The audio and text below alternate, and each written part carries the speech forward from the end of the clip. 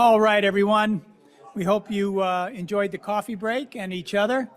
There's more of that to come after. So we're going to continue with the second half of today's game. New York State is behind by a few touchdowns, but we think they're going to catch up with regard to the space industry. Joe, how's that for a Buffalo Bills analogy? Kind of getting there, getting close. All right. Listen, there are so many good ideas that came out of that first segment, and of course, we've captured them all. I do want to welcome you all back, and also our online audience back. They're conditioned to only be with us for an hour every third Wednesday of the month, but some of you have stayed loyal and come back for us on Zoom as well, and we really appreciate it. We talked about the formation of an identity in the first half of our segment here. New York State needs to create an identity for itself as a space-based economy. What does that mean? What kind of an economy are we? What kind of a state are we that feeds the international space and satellite movement around the world? How do we make the world a better place here through the work we do? All of those things. We can certainly form an identity for ourselves. And at SSPI, we will certainly work to do that, both for New York State and others, as we've done for the international space and satellite business through our Better Satellite World campaign. And our proposition is that everything that you do as a professional in this industry makes the human race better every moment of the day. We support the human race. We support the development and the growth of our species. And that's really mission one. So we've identified that as our mission. We need one now to follow through on that in New York State as well. Another great phrase that we've developed is that the middle of nowhere is no more. And that's because of the space and satellite community. It's because of robust broadband, which is enabled in large part by it. What it means, though, is that companies like Moog over in Alma, the next company you're going to hear from right here in Ithaca, can stay and do business anywhere they want if the right conditions exist. So there's no reason any longer that a young person who lives in a place, a small community here or in Wayne County where I grew up, or goes to Ithaca, goes to Cornell and is from somewhere else, can't stay here and work in this industry and do very well. The middle of nowhere is no more. They can be here if they choose. Ursa Space chose to be here. They chose to be in Ithaca. And when we say, why not New York, they answered the question. Yeah, why not New York? We want to be here. Ursa Space is probably, for many of us, the poster child of what's possible for a services-based economy in the space and satellite industry. You'll hear a little bit more about their proposition, but they went out and they secured funding. They have been able to attract the best and the brightest people. And, you know, everywhere you go internationally, people know Ursa Space. They may not necessarily know it's from Ithaca, New York, but they know who Ursa Space is, so they developed a global brand. I'm really honored to have one of their co-founders with us today. She's I was going to say you flew in, but you actually drove in from a couple of miles away to be with us today. But what we asked her to talk about was why not New York, but also to give us some ideas for new ways to accelerate how market share can be developed, how the industry can grow here. And so it's really an honor for me to introduce my friend and former SSPI board member and one of the big thinkers in our industry, Ms. Julie Baker. Julie, welcome.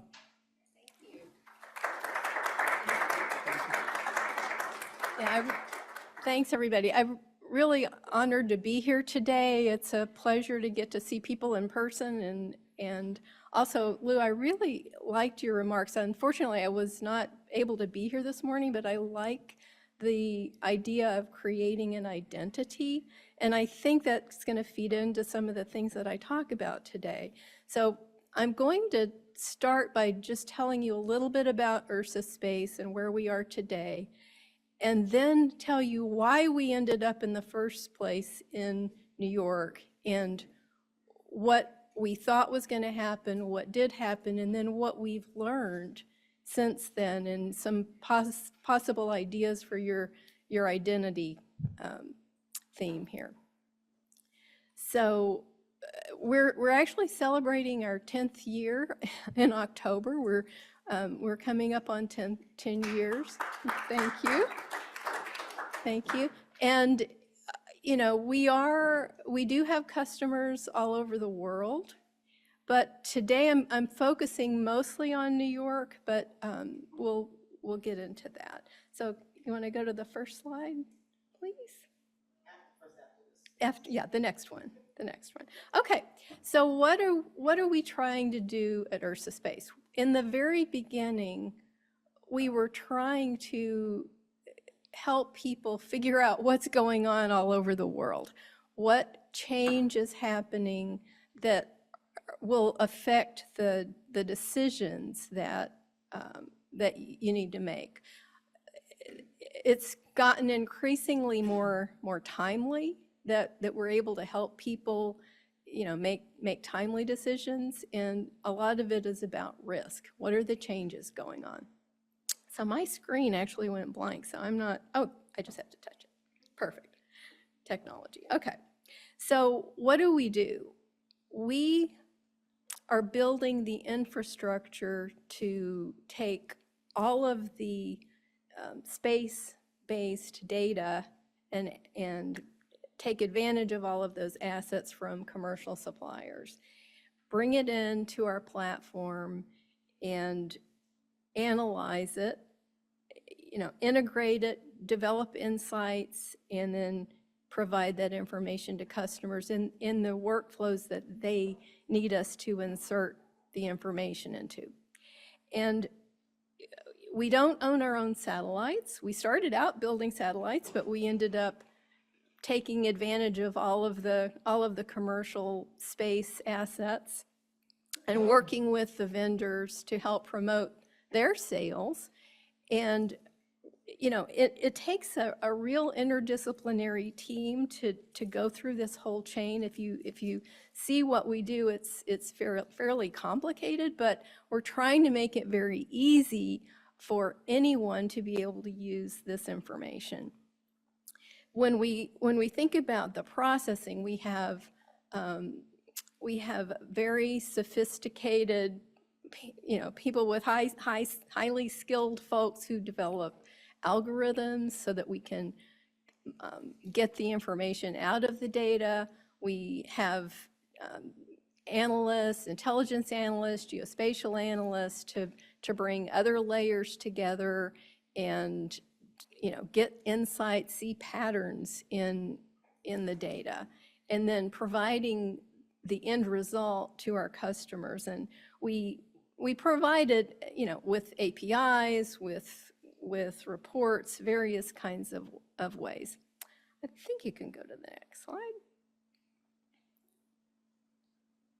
Okay, and I talked about, you know, the fact that we're taking advantage of all of the commercial suppliers out there. I'm not, we're taking all of the work, the hard work that goes into what they do, and we're helping to commercialize the results.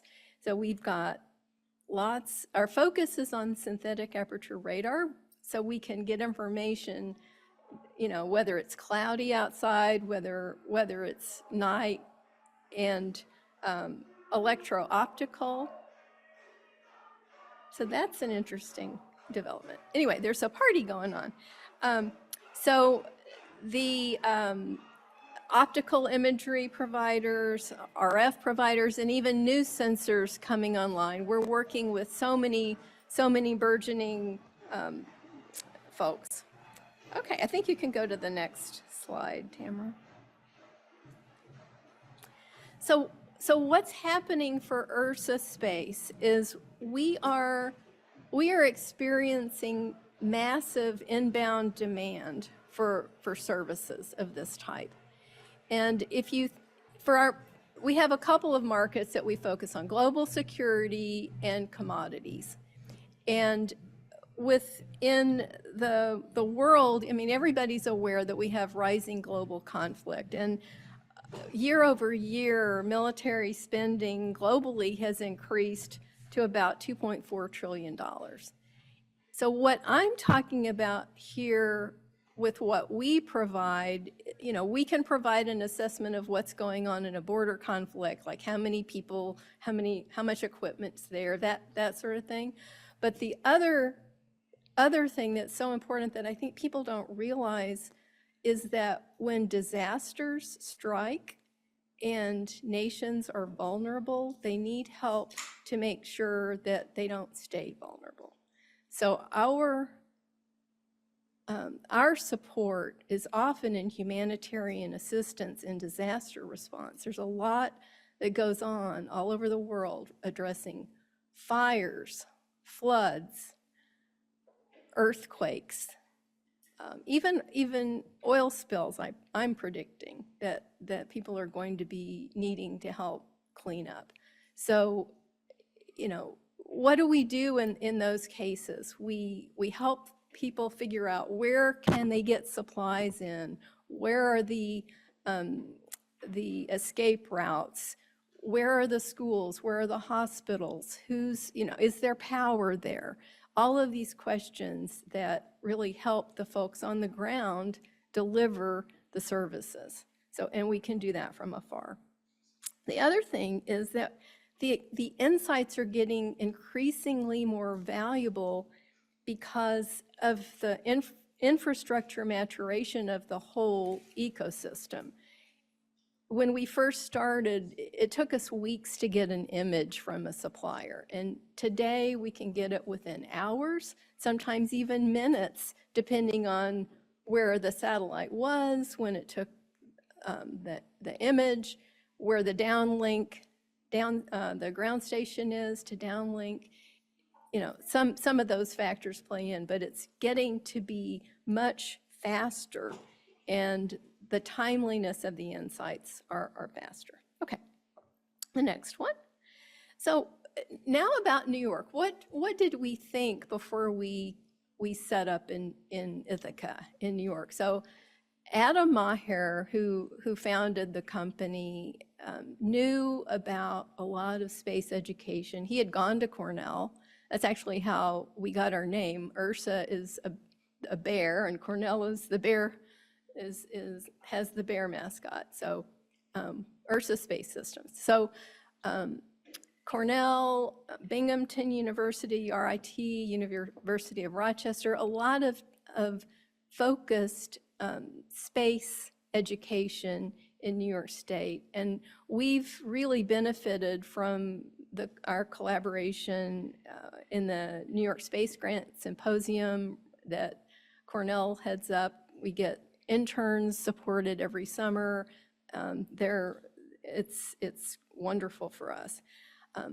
The other thing, AFRL in Rome, New York, used to be the Sensors Directorate. I don't know if everybody knows that or remembers that, but a lot of industry grew up to support that sensors focus. And so there's a lot of industry in upstate New York. SRC, we've collaborated with SRC from the very beginning. This is not an exhaustive list either, so just mentioning a few. PAR Government Systems we worked with early on, a new company, FLX AI, more recently, and then also at Rome, you've got the Griffiths Institute, and recently they held a event where they had a lot of investors to support this industry, and so they're playing a role there too. So that leads me into investors and advisors. So we've had really great, wonderful collaborators and investors, RRE, Doralton, Empire State Development, some strategic investors headquartered in New York, S&P, Citibank. And I should mention that the Rev Startup Works here in Ithaca was an early supplier of advice to us. So and that's actually how I met Adam. I met him through Rev. So it's, over the 10 years, what we thought was going to be true has come true. So all of these things, New York is really a center of gravity for a lot. So let's go to the next slide. So what I like to say on your theme of your identity, so New York is actually, full of potential users. If you think about New York City, finance is huge. People are needing to make decisions all the time about risk. And they're making decisions about things that happen all over the world. There are commodities, looking at oil and gas and coal and iron ore and all of those things that impact prices, supply chain, all of those use cases. So what we'd like to say is that we would like to lean into the use cases and the applications to build this market. News is also a huge aspect of New York City. And people who are in the, reporting, news agencies, they need these space-based images to help underscore their stories, to tell their stories. Agriculture in New York is huge. You just drive through the countryside and see all of the things that are growing, and dairy farming and corn, and you've got your vineyards. Wine is a huge aspect of New York. You've got your federal agencies such as Air Force Research Lab who are users of this technology. One thing I didn't say is that what we do is open source. So because it's open source in the sense that it's not sensitive information that is only the purview of the government, because it's commercial. And when we provide our products, the government can share that with their coalition partners. They don't have to worry about exposing any of their more sensitive capabilities. University researchers use this technology.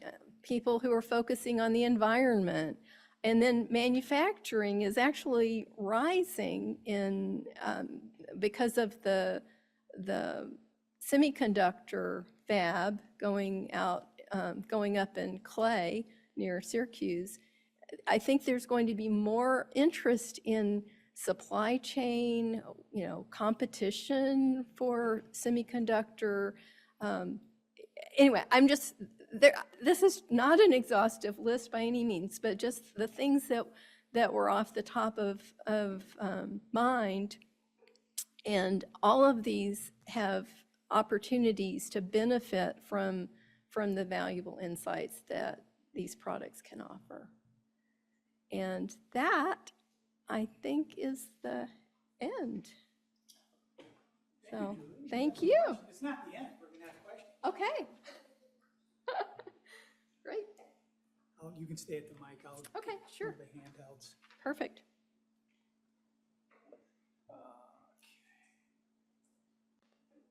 Does anyone have any questions for Julie? Because I have some, but Barry?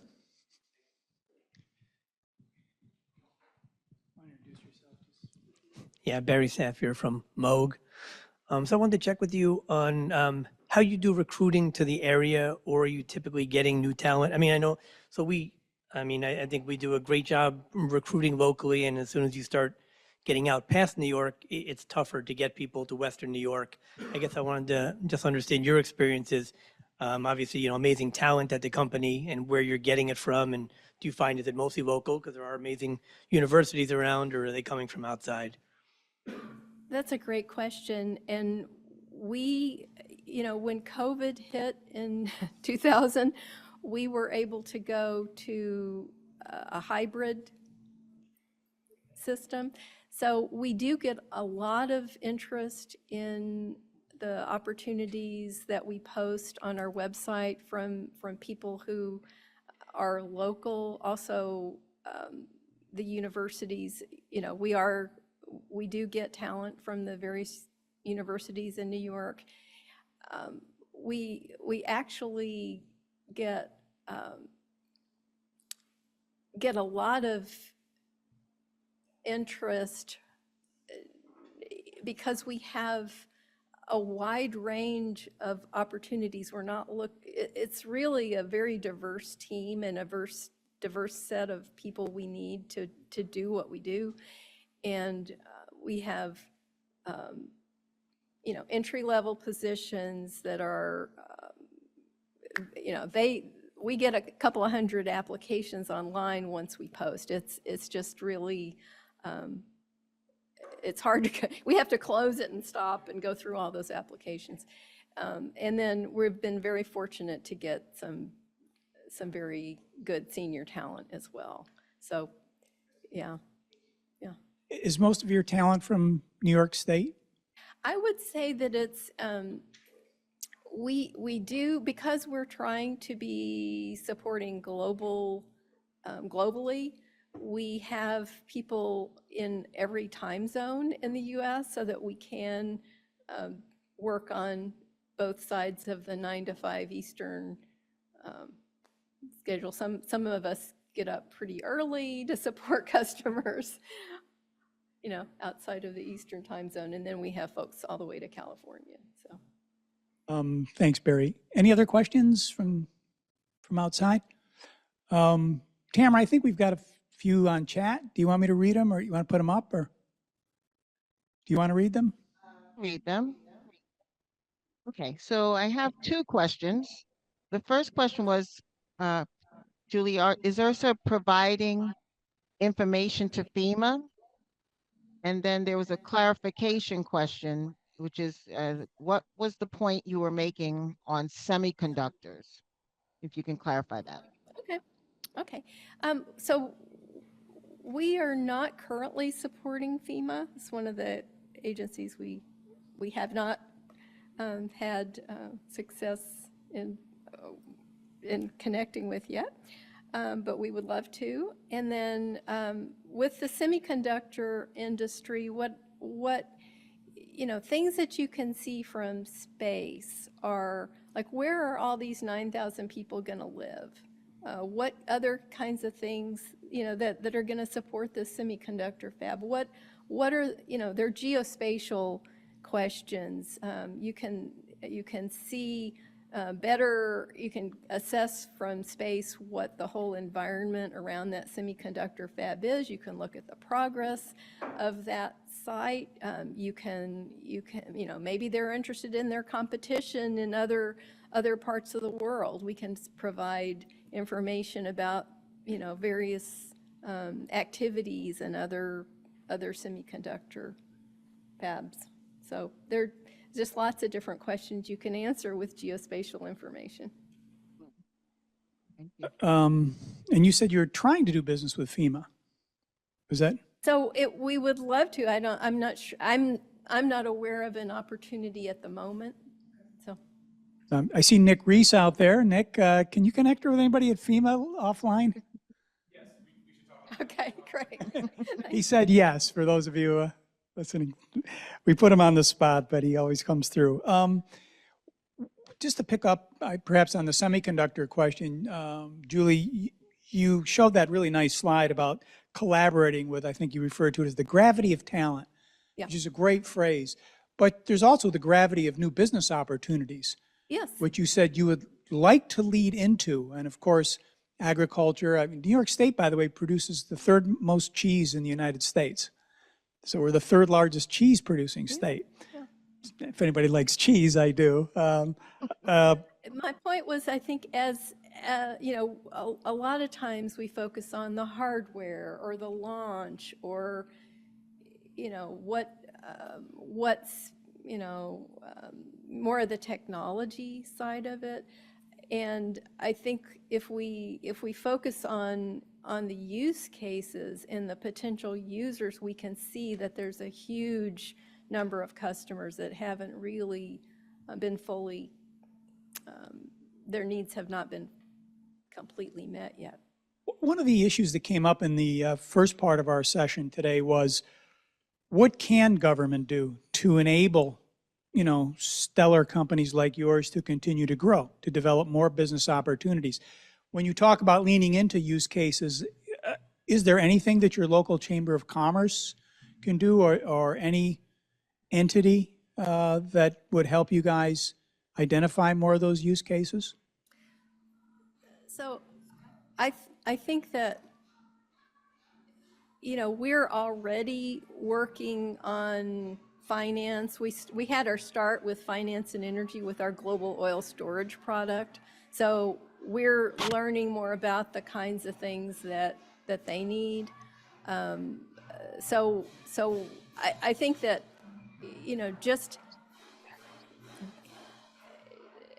advertising the fact that all of these use cases can be addressed with all of the products that are coming from the space ecosystem will help drive the market. So, making, like the event at Griffiths to bring investors and businesses together, or, user conferences that can help focus on space, or just making sure that people do have the connections and the resources they need to address the needs of the state or the federal government.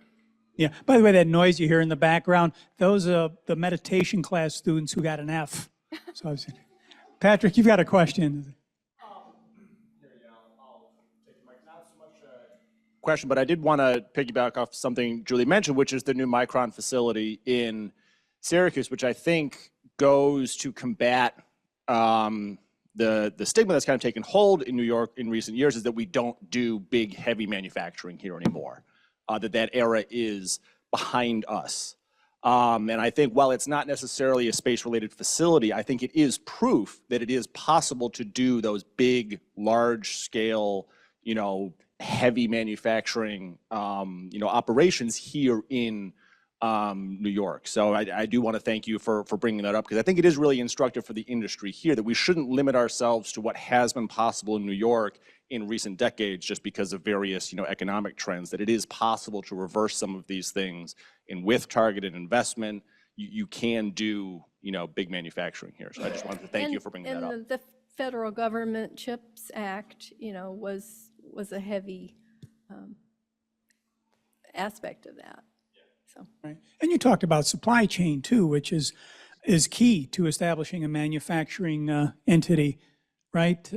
Chelsea, again, URSA would be a critical resource in helping that manufacturer develop itself for its ability to manage and identify supply chain issues, right? Right. Yeah. Right. Did you have a follow-up question, Patrick? The last question I had, Julie, is, you're still considered a kind of a small business, right? I mean, and, as we were hearing earlier, there are 289 companies that we've identified in New York State, and many of them are small businesses. There are a range of startups in this room today. Is there something that state and federal government can do to enable small businesses to stay cash flow positive? Because having started and run a small business for a long time, I mean, you live and die on those receivables. And sometimes if you get strung out, you're really in trouble. Right. It is difficult when you have to put a lot of resources into infrastructure to support the government. They do require certain things that you have to do to do business with the government. But one thing that is very difficult is if you have to float the government, if you have a big effort and you have to pay your employees, but you may not get paid daily on the work that you're doing for the government. So some of the newer programs coming out do have the immediate pay set up, that they could pay on a daily basis. And this has been one thing that I think would, if any agency could do that, that would really help small businesses. Right. As we move into last question for you, I promise, because I know you've been at a board meeting all morning and you've got a lot going on. But as we look forward to 2025, what's ahead for URSA? Oh, so much. So just continuing to increase automation, bring in more AI, generative AI, large language models, helping make the tools easier for customers to use, and just, getting a better efficiency overall in our operations, executing on the things that we're being asked to do. Yeah. Executing on the job. Yeah. Julie Baker, ladies and gentlemen, give her a hand. Julie, thank you.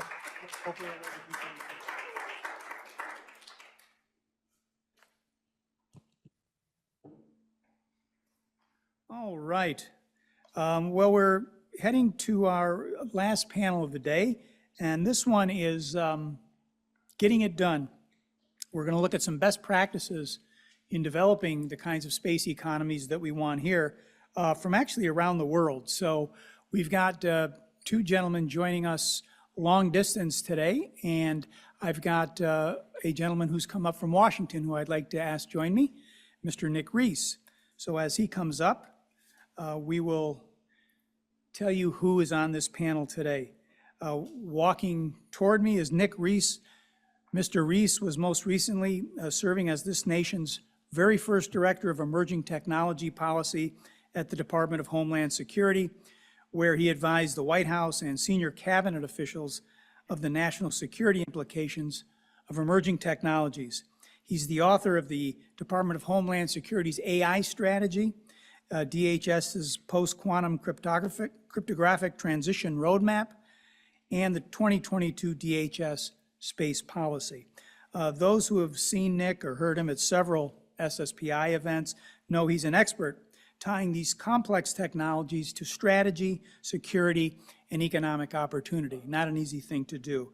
I've asked him to come up today to share his latest area of focus, which is a fascinating one and really important to the potential for business development here in New York State, which is identifying space as a new protected infrastructure, which would be our 17th protected infrastructure in this country.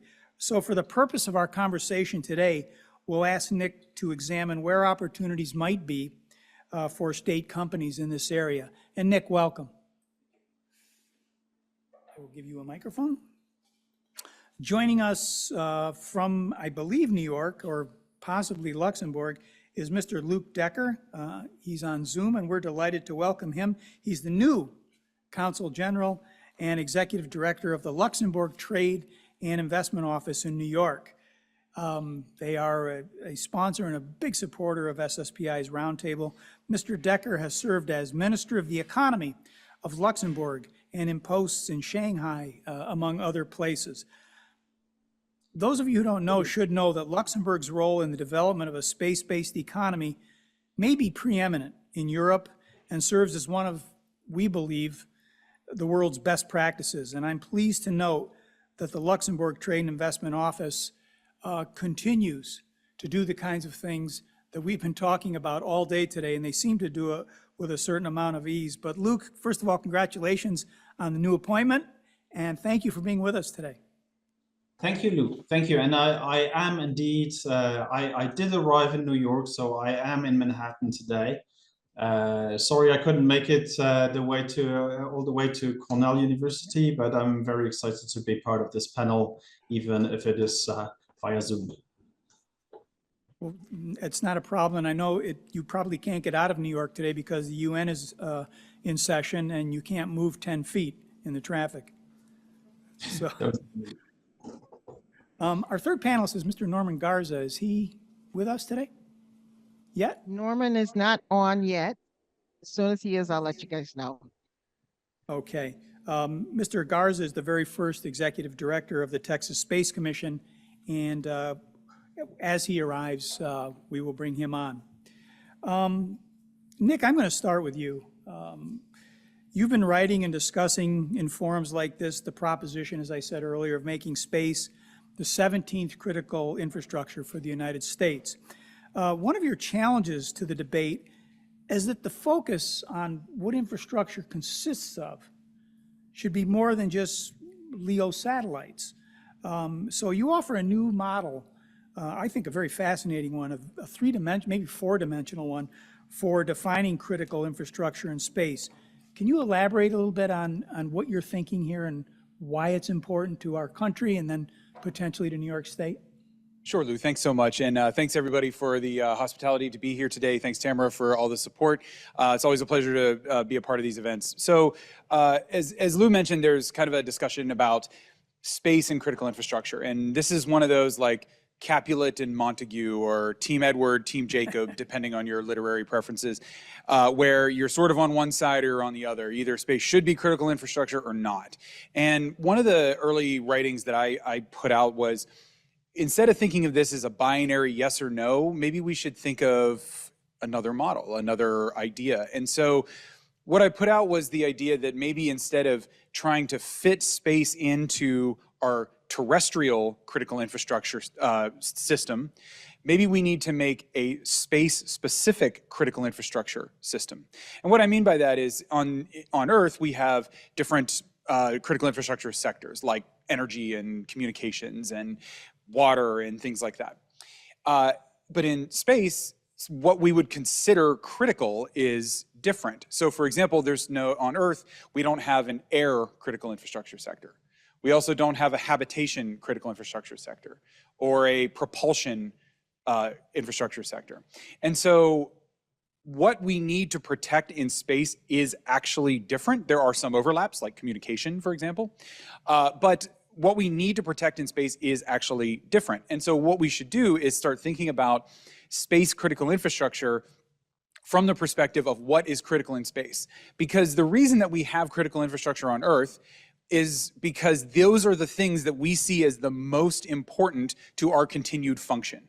And it also serves as a way for us to organize incident response. So if there's an attack against terrestrial critical infrastructure, we have an idea, we have risk frameworks, response frameworks, we know how to respond to that. But if that happens in space, it's not the same. And so what I've been trying to kind of get out into the community here is the idea that we should have space critical infrastructure, but it should not be something we try and fit into our terrestrial critical infrastructure model. We should create a new model that is specific to space. And before I go to Luke, can you just go over for us again, so that we understand your theory here, your approach, the 6 space-related domains and why they're important, because we're going to eventually break this down into business opportunities if we can. Yes, exactly. And so the idea behind the domains is that on Earth, if you have an electric plant, that electric plant in Ithaca is the same as Alexandria, Virginia, where I live, is the same as plants in other places for the purpose of critical infrastructure. It's protected under the same kind of risk frameworks as any plant. However, that would not be the same in space. A satellite in low Earth orbit would have to be treated differently than, say, a semi-permanent habitation on the moon, which would have to be different than a semi-permanent habitation on Mars, which would be different than a probe or something that is even further away. And so that distance really matters. And so what I did in the article was broke it down into, of course, low Earth orbit, right, which we all are familiar with. We have a second one that is geosynchronous orbit and medium Earth orbit. And then we move out to cislunar. And then from cislunar, we go to interplanetary. And then from interplanetary, we go to interstellar. And so this all kind of sounds like I'm narrating a, you know, a science fiction documentary or something, but we're already partway down this road. We achieved cislunar in the 1960s, and we're about to do it again. And we're talking about interplanetary already with some of the planned missions out to Mars. And so having space-specific critical infrastructure sectors, and then each of those sectors kind of, I would say, you know, fitting inside of a specific domain, depending on where that piece of infrastructure or the humans are, that's a way that we can model critical infrastructure for space in a way that is actionable and in a way that helps us with economic opportunities. Very good. And again, you're breaking it down so, as you say, coherent policy can be formed around it. And we'll get back to the economic development opportunities, Nick, but thanks for starting us off. And I know that Luke Decker is taking notes because Luxembourg always takes notes, learns from others, and improves on the process. But, you know, Luxembourg, Luke, has taken a strong position and a lead in developing a commercial space economy. Now, you know, I've been to Luxembourg. It's a really nice place. You got a lot of banks. You got money. You're in good shape. What's the reason for jumping into commercial space with the intelligence and coherence and investment that Luxembourg has done? Actually, I mean, if you go through history, Luxembourg has had to be agile and reinvent itself quite a few times. If you go back to the 19th century, Luxembourg was not as well off as you were just describing. At that time, we were a poor agrarian country where people were actually emigrating, and they were coming to the US too. So US has today the second largest Luxembourg community outside of the European Union. Actually, 25% of Luxembourgers do not live in Luxembourg. In the second half of the 19th century, we found iron ore in Luxembourg, which allowed us to develop a thriving steel industry. Later, we had to reinvent ourselves in the 1970s when there was the big steel crisis. And that is also when we started to develop our financial center that you were talking about. What is less well known is that in the 1980s, Luxembourg somehow invented commercial space.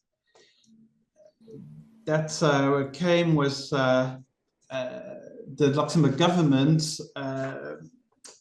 helping or supporting a small startup called Société Européenne des Satellites, which is well known now as SES.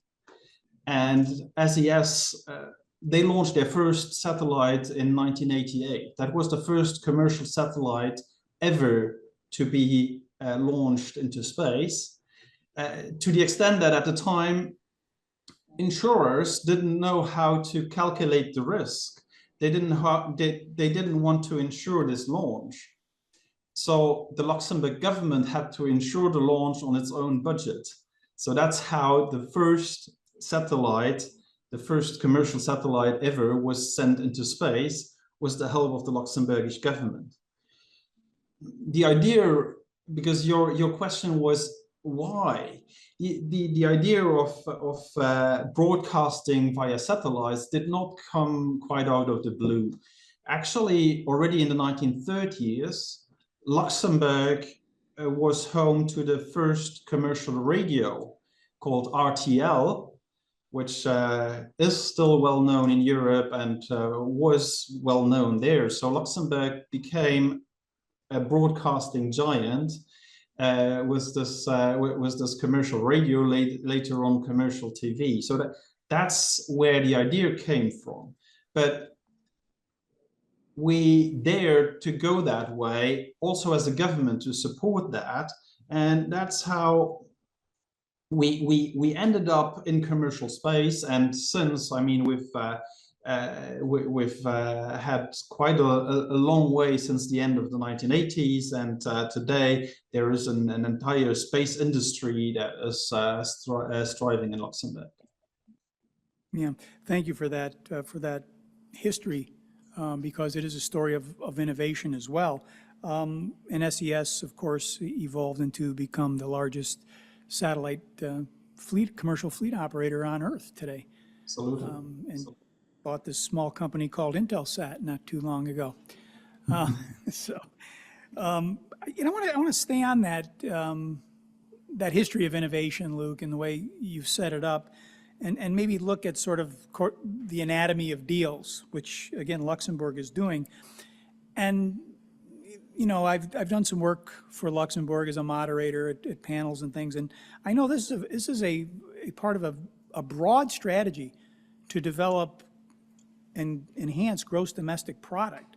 And this is a very serious effort to create a percentage of growth at the national level. You've attracted investment companies like Promus Ventures out of Chicago. You've attracted major infrastructure companies like that exciting startup, Redwire, which is doing business over there. Again, how have you been able to be so successful? Because there are a lot of people chasing Mike Collette and his dollars at Promus Ventures, but he sets up the Orbital Ventures Fund with you. Redwire, you know, I've spoken with Jonathan Bailiff, their CFO. They've got a lot of places they could go too, but they choose Luxembourg. What's going on? Yeah, again, I mean, I could go back in history too. There's always been sort of a love story between Luxembourg and the US. I told you about the Luxembourgish community here in the US.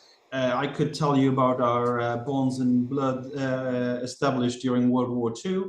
The 80th anniversary of the Battle of the Bulge, which happened in the north of Luxembourg, is coming up in December. I could tell you that starting in the 1950s, the large US companies like DuPont, Goodyear, Guardian Glass Industries set up in Luxembourg to conquer the European market from Luxembourg. From space companies' perspective, what I'm told by my colleagues is that the feedback they get is that in Luxembourg, they find a very US-like mindset regarding taking risks and setting up new projects. I mean, we as a government are on the side of those who dare and do. And I would even say that, and you can see that through the SES story, somehow the Luxembourg government has an entrepreneurial spirit too. I mean, how we managed to be on the map, I talked about SES, I won't say that, that again. Another thing that helped, and that is, I would actually like to mention one of our ministers of the economy, Etienne Schneider, who was very instrumental in putting the space industry at the center of our economic development strategy. And he managed actually to set up a space resources law in 2017. So Luxembourg was the second country in the world to set up such a law after the United States of America. And you probably all know this law. It basically says that what you bring back is yours. Obviously, it needs to be to be within an authorized mission, etc. But I mean, that's the idea behind. And this law brought us a lot of attention because people were like, why is Luxembourg doing that? Do they have a space industry? And actually, yes. So people started looking at Luxembourg as a space center. Just 1 year later, we set up our very recent Luxembourg Space Agency. As I said before, I mean, we're pretty big in space, but we have always been rather on the commercial side. So the space agency is not sending up any or setting up any launches and financing big missions, but they are part of ESA, have many agreements with partners all around the world, and that makes it easier for companies to create synergies and partnerships when they are based out of Luxembourg.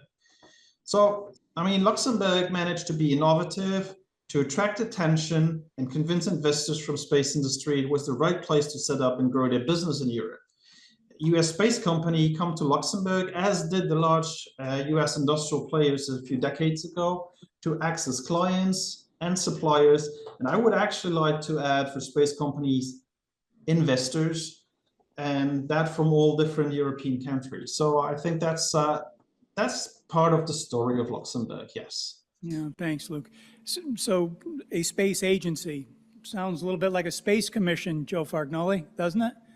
That again, that is the centerpiece in developing all of these collaborations that is very effective. And I've seen your space agency at work. As again, I've been fortunate enough to do some things with them, and they do go out and attract and make deals. And they've got a good narrative. They've got a good story to tell. You know what you're getting when you do business in Luxembourg, if I can speak for Luxembourg. Nick, Luke also talked about a sort of a blending or a coordination or a mixing of cultures, right? Luxembourg he referred to the Battle of the Bulge. It's a culture of freedom. It's a culture of democracy. That makes a difference when you're going someplace. Especially in this industry, I think, going forward. So obviously, the New York region thinks it's a capitalist state maybe preeminent among others.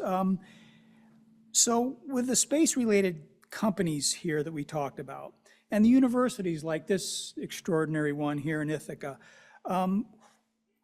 where can it begin to focus as it looks at those 6 domains that you mentioned earlier to begin to develop the kind of economy that we've been talking about here today? Focus is the exact right word to use here, because there are a lot of opportunities out there, but there are a lot of opportunities that have already been kind of capitalized on or are very saturated. So why don't we go to first principles here for a second? What are the things that we have to have in order to operate in space? And a lot of people in this room can list a bunch of them off. I mean, these aren't secrets. We know the answer.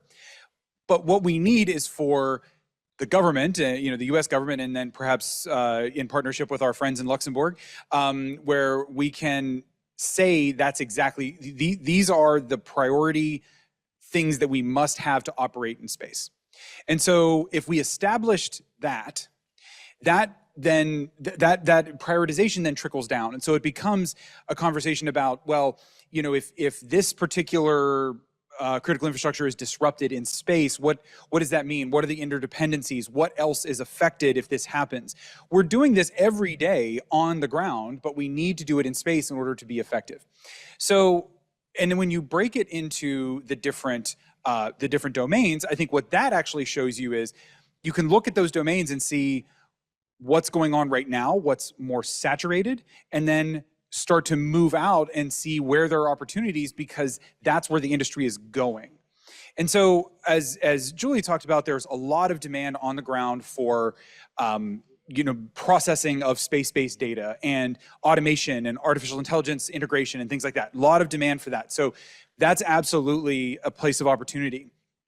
But if I'm looking further down the line, I'm starting to think about things like semi-permanent habitations, mining in space. There's already a law on the books in the United States about space mining. So it's something that we absolutely can do, and it is coming. And it's not just going to be the moon. It will be asteroids and other places.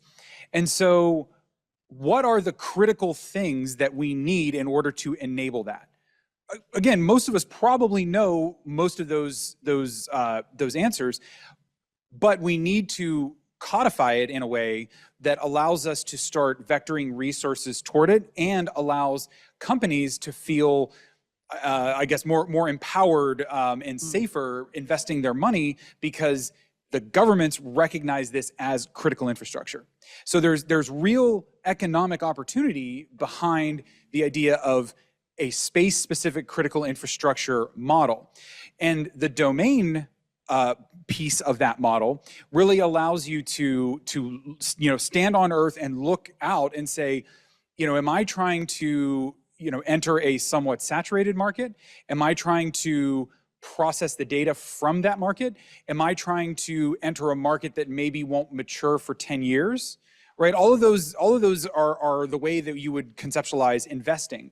And so if you're a company in New York, I think what you do is you look at those domains and together as a community, as a business community, think about where we would want to prioritize the resources. And, you know, Lou called this, you know, why not New York? Yeah, exactly. Why not New York? But if we're going to say that sentence, then the next sentence is because what? Because we want to focus on life support for semi-permanent habitations for mining.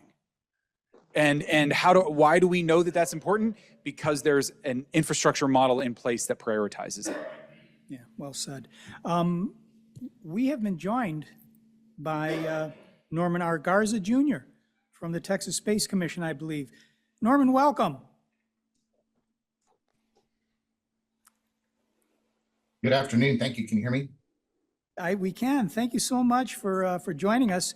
You know, you weren't coming in right away, and I'm thinking he's a Texas A&M guy. He probably knows I went to Notre Dame. Maybe there's an issue here. I hope not. But anyway, I had to start off with that. It's only been a few weeks. I know. Oh, don't remind me. Let me tell you a little bit about Mr. Garza. He is the very first executive director of the Texas Space Commission, which he joined in July of this year. Prior to this, he served in several roles within the Texas A&M University system, including Assistant Vice Chancellor of Government Relations and External Affairs for 3 state agencies funded by the state legislature, as well as Vice President of Government Relations for the flagship campus in College Station. Among his many tasks that are of particular interest is his role in securing state funds to build the Center for Infrastructure Renewal at the Rellis campus and establishing the A&M Semiconductor Institute and the A&M Space Institute. Mr. Garza is a native Texan with roots across the Rio Grande Valley and South Texas. Norman, again, welcome. We're really delighted to have you here. Just quickly, there's been a lot of buzz about you and what you're doing down there. Can you give us a brief overview of the rationale behind the formation of the Texas Space Commission, its overall structure, and its some of its economic and other goals? Certainly. Thank you. Sorry, it was a little late to join y'all. I'm in Laredo, Texas, as a matter of fact, at a site visit. I've been spending a lot of time on the road around the state since I began in this position on July 1st. And so many of the locations around the state, be it their economic development corporations or the spaceport, should a particular community have one of those, has been interested in making sure that myself and the 9 people who comprise the governing board of directors for the Texas Space Commission are familiar with what is underway currently in their local communities. But it's not just about launch. In particular, there's things called international trade that many of you all are very familiar with, and things that deal with supply chain, et cetera. So you might pause and say, why is he in Laredo? I thought SpaceX launches from Boca Chica near Brownsville, Texas, and Blue Origin from out in Culberson County in West Texas by Van Horn. But there's other places that's wanting to make sure that we're tracking the activities that they have underway, as well as the things that they would like to start or begin. That being said, let me describe the governing board, as well as an executive committee who is part of a consortium and a fund of $150 million, all of which were created in 2023 by the Texas legislature. The governing board is comprised of 3 people appointed by the governor, 3 by the lieutenant governor, 3 by the Speaker of the House of Representatives. These are folks who are not just political appointees, but rather subject matter experts and have a quite extensive background in their various careers. The chair of the commission happens to be a full-time communicator. Her name is Gwen Griffin from the Houston area. Her father is a former flight director at Johnson Space Center. So her whole ecosystem in terms of growing up as well as owning a company has encompassed all things space, and of course connected to NASA there in the greater Houston area. The vice chair of the board is a lady that many of you might be familiar with. Her name is Kathy Leaders. She's running Starbase for SpaceX down at Boca Chica. Oh, yeah. Our secretary of the board is Mr. Kirk Shireman. We've got folks from Boeing and Lockheed. We've got private capital, venture capital type folks as well. We've even got a university president, Dr. Heather Wilson, former Secretary of the Air Force, and former member of Congress, from New Mexico, as well as a former astronaut, Dr. Nancy Curry Gregg, who's a professor at Texas A&M University currently, and also now the director of the Texas A&M Space Institute. So these are just some of the profiles of now my 9 bosses at the Texas Space Commission, but they also have a bank of folks to reference. It's a group of folks that make up also from industry and academia. It's 9 people, 2 appointed by the governor, 2 by the lieutenant governor, 2 by the House Speaker, as well as the UT system chancellor or their designee, the A&M system chancellor or their designee, and the Rice University president or their designee. And these are folks who are not part of a governing body for the commission, but rather subject matter experts to provide input on by providing recommendations on both research projects as well as funding decisions that the board of directors will make based off of an application process. It's not an RFI, it's not an RFP, it's not a 50-page NASA questionnaire. It's a much shorter version, and we were able to put that online as of Friday. The legislation that created the Texas Space Commission, House Bill 3447, was authored by a state representative from the Houston area. His name is Greg Bonin, happens to be a neurosurgeon, MD, and his backyard includes the Johnson Space Center. So a couple of years ago, he starts hearing in and around the community, going to different locations and making speeches and whatnot about this thing that we all now know more about. But at the time, a few years ago, it was just a word that we were all trying to understand, and that word is Artemis. And so the conversation quickly became, how can Texas continue to have a role as it has from a historical perspective over time regarding Johnson with the new NASA mission set of Artemis. And so there were conversations and questions that unfolded, and folks started to think that there might be one person somewhere in Texas that could write a one-pager about all of the space-related ecosystem conversations that were underway. Of course, this is a joke because it's not a one-pager and it's not one person. So the goal became how can a statewide strategic plan be organized, and who are the subject matter experts who can help to write that? And so it became a conversation about commissioning the right minds, the right experts, which became a board, which turned into Texas Space Commission during the legislative session through House Bill 3447.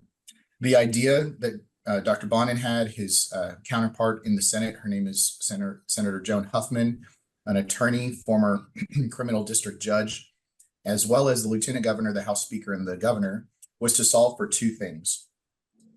One, as we get our hands wrapped around what the commercial, commercial space industry ecosystem in Texas looks like, how can the state help to keep those companies that are here today here rather than going somewhere else?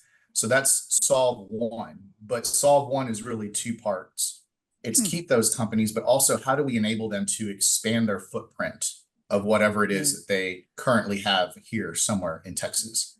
So really solve 1 is an A and a B. Solve 2 is how can we help attract those companies that want to be part of the commercial space exploration ecosystem to choose Texas as the location for their operation. So those are the 2 main functions of why this 9-person board was organized, how they were selected by the different big 3 elected officials in the state, and why they were entrusted with $150 million to give out as grants. I told you that we just had that grant application go online on Friday. There are actually 2. And this is because of how the legislation defines eligible entities to apply for funds from this grant program. The terminology is very broad, and that's intentional. The first set of eligible entities is governmental entities, which includes everything from a school district to a county government to a regional government or institution of higher education. The second definition of eligible entities are businesses and nonprofits. Very broad in the terms, But the anchor to the legislation as a qualifier is that all of those things need to be related to the commercial space exploration ecosystem, if you will. The only other guidance that the legislation provided explicitly for the board in terms of how they award funds from this $150 million grant program is 5 elements. The first is that they should prioritize requests for projects which speak to emerging technologies that are required for human spaceflight. Emerging technologies, pretty broad. The second is for any research involving any aspect when it comes to space exploration and spaceflight. The third is for workforce development programs to promote space exploration and spaceflight. And the fourth is operations to conduct curation analysis of post-mission materials. So think about things that are coming back. And then the last is for infrastructure required to support spaceport locations around the state. So they got 5 guardrails. They've got a couple of defined eligible entities that can apply using one of 2 applications that are available online. There's no deadline to submit, and there's also no maximum dollar amount for which applicants can apply. Obviously, emphasis is for things to take place within the state lines. So anyhow, I'll pause for any questions, and I know there's other folks that are ready to talk as well. No, that's great, Norman. Thank you so much for setting that up. You know, we've been talking all morning about how New York State can even begin to approach to do something similar. And what you've laid out really clearly is that, first of all, you've put together a mix of people, a lot of them heavyweights. Kathy Leaders was inducted into our industry's Hall of Fame in 2021, but across industry to look at this challenge that you have, and of course at the 2 solves. But also, there seems to be a very, very sharp focus on what you want to accomplish and what you want to fund. And I'm going to circle back with you later to talk about some of the market share goals that you guys may be thinking about. But you've really gotten us off to a good start in terms of the question we're asking here, which is why not New York? You certainly have answered the question, why not Texas? I want to go to Nick Reese and then Luke again. Can you give me a reaction when you hear what the Texas Space Commission's doing? Does that sound to you like a place that's fertile to develop business around the 6 domains of infrastructure that you were talking about earlier? Yeah, it really does. And just really impressed by what Norman just shared with us. But, you know, there's also a culture there. And he talked about that as well, right? With, you know, Johnson Space Center and things like that. And, you know, all of us who have watched Apollo 13 and like watched, you know, Gene Kranz and all these things, right? So with that culture comes, you know, kind of an emphasis and I guess a preparedness to start to put the real fuel behind doing some of these things. And so what he talked about was the availability of grant funds, which is amazing.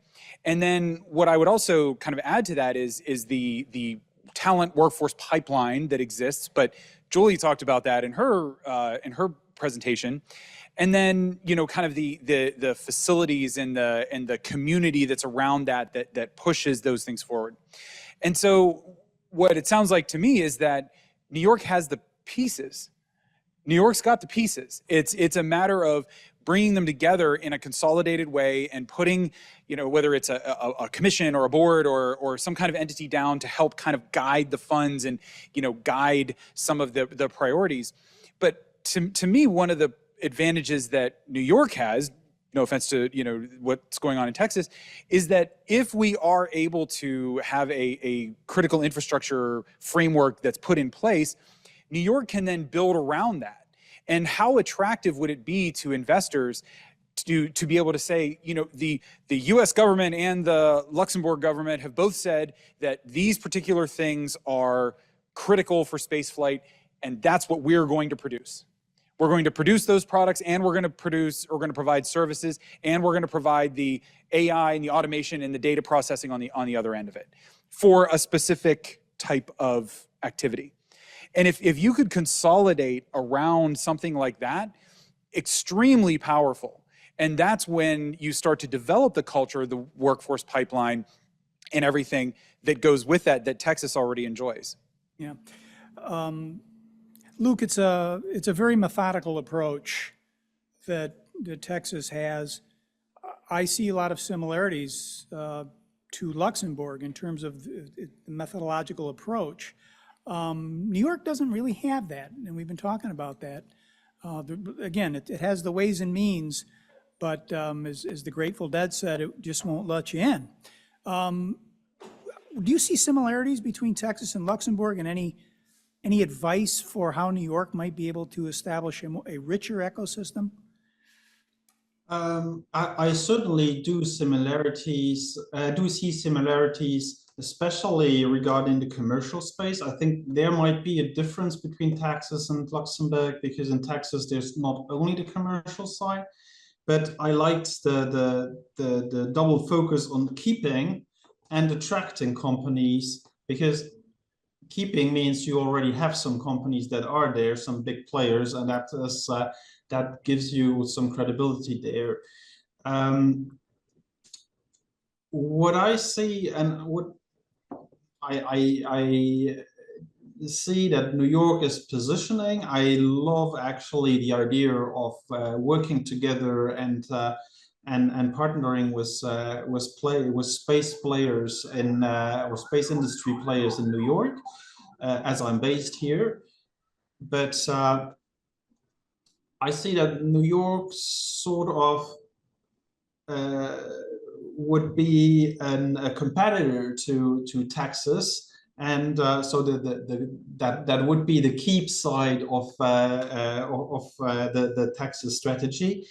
Whereas I see Luxembourg rather as a partner if you want to expand to Europe or to the rest of the world. That's what we see with companies. I mean, most of the companies, not speaking about SES, who started in Luxembourg, but many companies actually that started in the US, then set up in Luxembourg to go and grow beyond what they are able to do here. So regarding New York, yes, I think it is clear that New York, I think that New York today is mainly on the map on the financing side for space industries, and can leverage on this to build a stronger strategy, to build on that credibility that they have there, to expand and set up a clearer strategy on where they want to go. But unfortunately, I have not been able to follow the whole conference since this morning. So probably there is already much more of a strategy than what I've heard so far. Well, you'd be surprised. But we did propose one this morning. Norman, I'm going to come back to you. Obviously, you laid out in your introductory remarks the heritage of civil space, which is, obviously Texas is one of the pioneers in terms of the things that were being done down there. Jumping over into the commercial side, as I said earlier to Dr. Darius Stanky, is kind of like jumping species. It's not always an easy thing to do. Is there anything in the culture or the heritage of the space industry in Texas that might make it easier for the commission to kind of do its job and to grow that gross domestic local economy?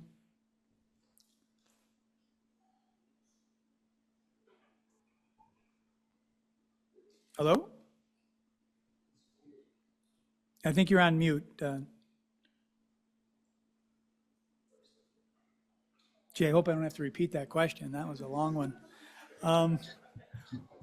While we're waiting, actually, I've got a couple of questions for my other two guests here. Does anyone have any questions, though? We've covered an awful lot of ground in this one so far. Yeah.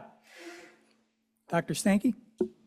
So I like your framework for our critical infrastructure. I think it's actually a good framework to think about something. But, a lot of space assets are for terrestrial critical infrastructure.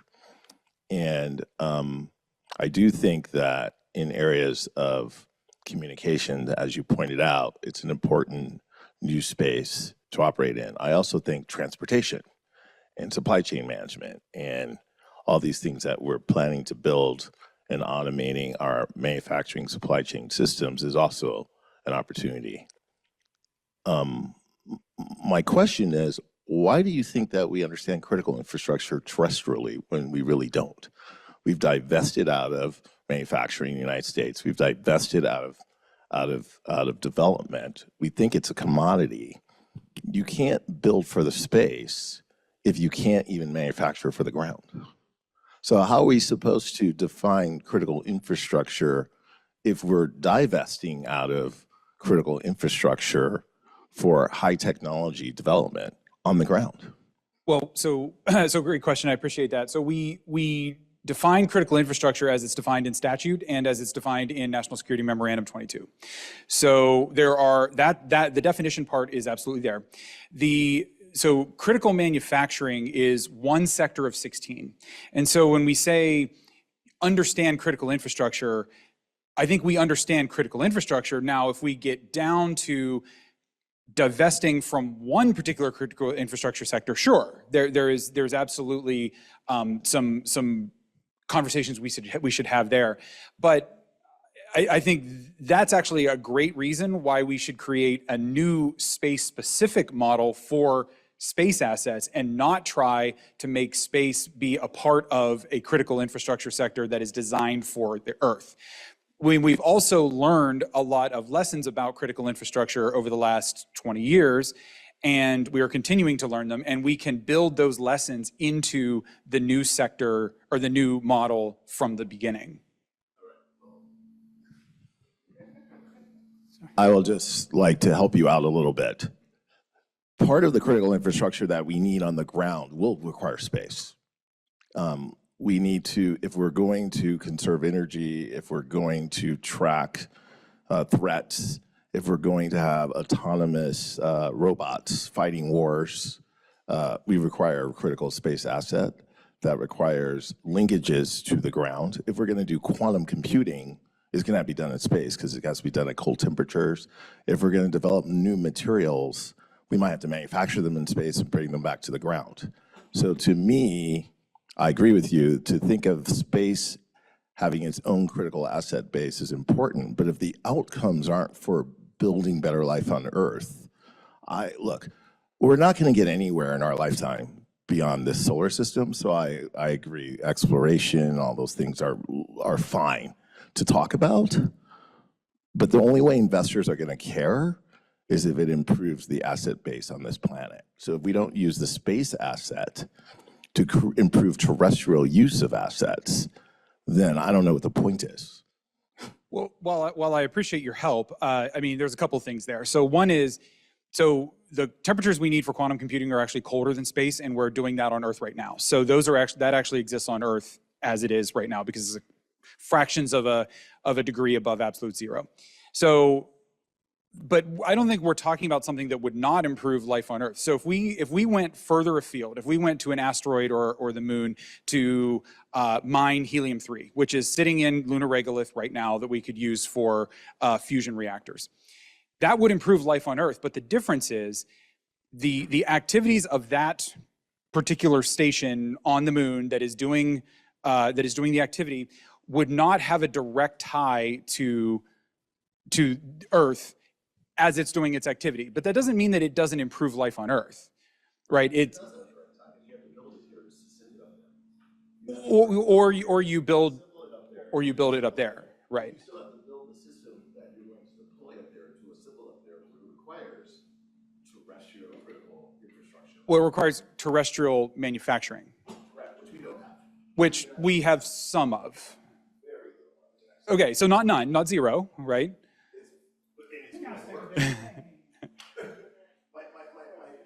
My point is, if we don't rebuild our critical infrastructure for manufacturing, period, it's even more impossible to even think about building a complex system in space. So why doesn't New York just solve the problem that we have right now, which they're trying to do with the tech hub, what they're trying to do with Ames Photonics, and build critical manufacturing systems and prove that we can build it on the ground in low Earth orbit And then we might be able to figure out how to participate in this complex space system, because NASA has given up. NASA has divested all of these programs and let SpaceX take it over, because they can't afford to have people die. They can't afford to have these mistakes anymore. So the private sector isn't going to risk waiting 40 years for a return on investment. It's just not going to happen. Well, but there's nothing that you said that is exclusive of the creation of a critical infrastructure model for space. Nothing I said that. I just said it can't be decoupled from the ground. Well, of course not, what right? you I mean, said. because we're still going to send humans, right? We're still going to bring things back from space, right? It's not going to ever be decoupled. But what's critical in space is not the same as what's critical on the ground. I'm saying we don't have the supply chain on the ground to do it. So we need to build that first. And New York has an opportunity to build that supply chain. But if we prioritize it by this model, then we have motivation to Right. build that. Guys, we got about 2 minutes left. This is a conference in itself. And thank you both. I think that gets somewhat resolved by saying, Nick, you're talking about the national interest as well, and tying that to economic growth. Darius, you're certainly talking about the manufacturing base being revived to do whatever we need to do out there. But at the end of the day, it's human beings doing this. There is overlap. Exactly. See, Luke, you're missing all this by sitting there in New York. But I think Norman dropped out on us. So, in any event, I'm going to give you the final question for Luxembourg. First of all, we really appreciate the level of interest and support you've had for SSPI and the work that we do here at the Roundtable. If there was interest in developing more collaboration with the people in this room, the private sector in this room and others, and other ventures that are launching in New York State left and right, what would be the next step? Should they contact you? Should they organize themselves in a certain way? How do we go out on a date with Luxembourg? Yes, I please. didn't want to say it that way, but it came out. I'm here to help, and that's my role. So please reach out to me and my team, and we will make sure. I mean, you explain what your project is, and we're here to connect you to the right people in Luxembourg. I mean, we're used to short ways, and the people in Luxembourg, relevant people in Luxembourg, will probably be the colleagues from the Luxembourg Space Agency. Yeah. We have sort of a short landing, soft landing program. So when you talk to us, then talk to them, and then you go to Luxembourg, they will be able to put all the decision makers in a room with you to go through your program, your project, see what your needs are, incubators, grants for research and development, putting you in contact with the university, with the European Space Resources Innovation Center, with whoever is relevant to you, and then build an interesting business case together with you, helping you with everything you need. Yep, and you do move fast there, I have to say. And again, I'm not doing the commercial for you here, but your innovation levels are high. You always say yes. You don't mind, but you always do say yes before you say no. And Nick, I think that's a good quality to have for innovation, right?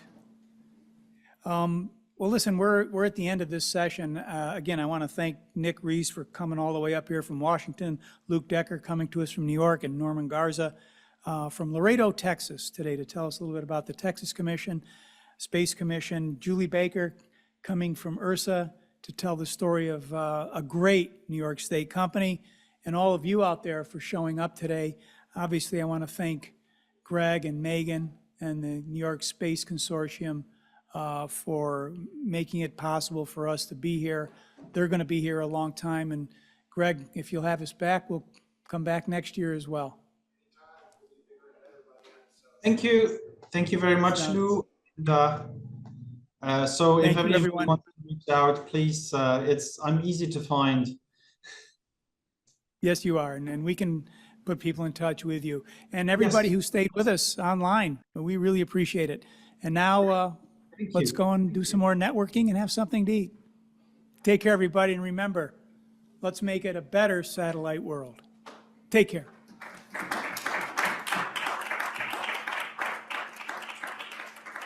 Thank you, Nick.